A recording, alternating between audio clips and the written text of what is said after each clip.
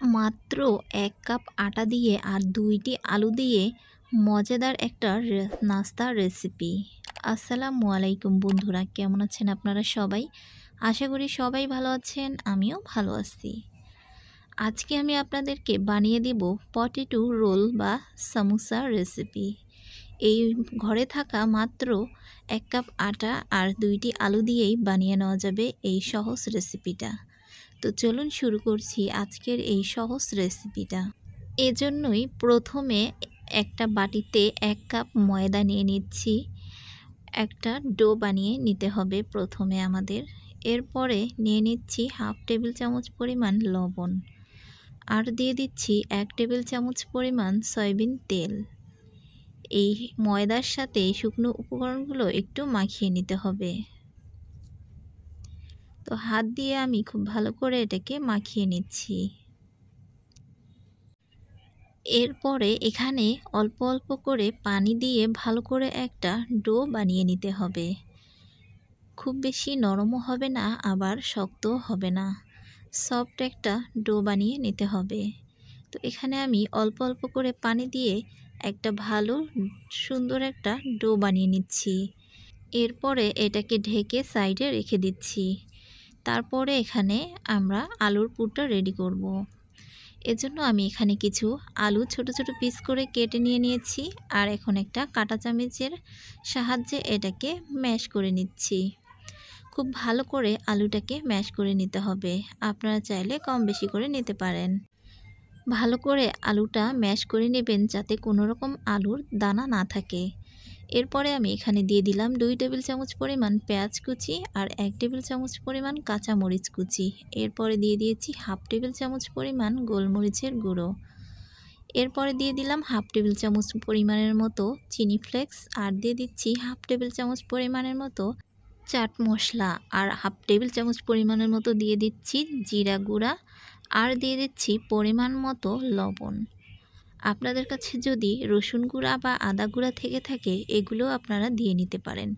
আমার কাছে যেহেতু নেই সেজন্য আমি দিয়ে নিচ্ছি না। তো সবগুলো উপকরণ একসাথে ভালো করে মাখিয়ে নিলাম। মাখিয়ে নেওয়ার পরে যে আমরা আটার ডোটা মাখিয়ে রেখেছিলাম সেই ডোটা এখন নিয়ে নিব। তো ডোটাকে খুব ভালো করে হাতের সাহায্যে একটু মথে নিয়ে নিচ্ছি। নেওয়ার পরে এটাকে একটা রুটির শেপ দিয়ে নিতে হবে।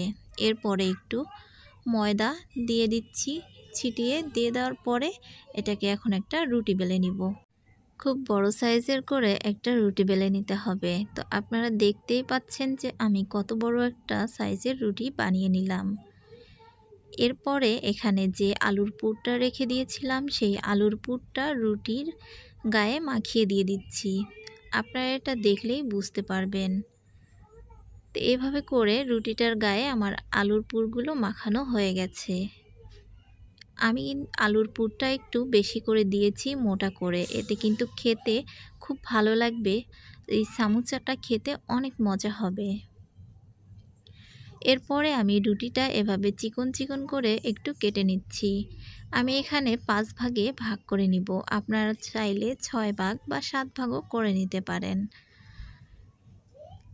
এরপরে কাটা যখন শেষ হয়ে যাবে এরপরে এটাকে একটু ভাঁজ দিয়ে নিতে হবে। আপনারা খেয়াল করে দেখতে থাকুন যে আমি ভাঁজটা কিভাবে দিচ্ছি। এভাবে পেঁচিয়ে পেঁচিয়ে একটা ভাঁজ দিয়ে নিতে হবে। তো ভাঁজটা যখন দেওয়া হয়ে গেছে এরপরে সাইডটা এভাবে মেরে এটাকে কিন্তু হালকা হাতে একটু চাপ দিলেই এটা খুব সুন্দর একটা সামোসার শেপে চলে আসবে। হাতের সাহায্যে চেপে দিয়ে দেখুন খুব সুন্দর একটা সামোসার শেপে চলে এসেছে কিন্তু। এরপরে আমি এভাবে করে সবগুলো সামোসা বানিয়ে নিব। বানিয়ে নেওয়ার পরে এখন আমি চুলায় আগে থেকে একটা কড়াই আর তেল দিয়ে রেখেছিলাম, তবে তেলটা খুব বেশি গরম করা যাবে না। দেখুন আপনারা দেখলেই বুঝতে পারবেন যে আমি কতটুকু গরমে কিন্তু এই সামোসাগুলো ছেড়ে দিয়েছি। এরপরে এটাকে উল্টে পাল্টে খুব ভালো করে ভেজে নিলাম। দেখুন খুব সুন্দর একটু কালার চলে এসেছে। এখন আমার সমোসাগুলো ভাজা হয়ে গেছে, এখন আমি এগুলো তুলে ফেলবো। বাকি সমোসাগুলোও আমি এভাবে করে সবগুলো ভেজে নিয়ে নিচ্ছি। এরপরে আমার সমোসাগুলো সব প্রায় ভেজে নেওয়া হয়ে গেছে। আশা করি বন্ধুরা আজকের এই সহজ রেসিপিটা আপনাদের কাছে অনেক অনেক ভালো লেগেছে। ভালো লাগলে অবশ্যই লাইক, কমেন্ট, শেয়ার করবেন আর আমার চ্যানেলটা অবশ্যই সাবস্ক্রাইব করবেন। আমাদের সমোসাগুলো ভাজা হয়ে গেছে, তো পরিবেশন করে দেখাচ্ছি। দেখুন, দেখতে কিন্তু মাশাআল্লাহ অনেক সুন্দর হয়েছে। আলহামদুলিল্লাহ, খেতেও অনেক ভালো লাগবে। ঘরে থাকা মাত্র 1 কাপ ময়দা দিয়ে আর মাত্র 2টি আলু দিয়ে এত সুন্দর আর মজাদার যদি একটা নাস্তা বানিয়ে নেওয়া যায়, তাহলে আর কিসের প্রয়োজন বন্ধুরা।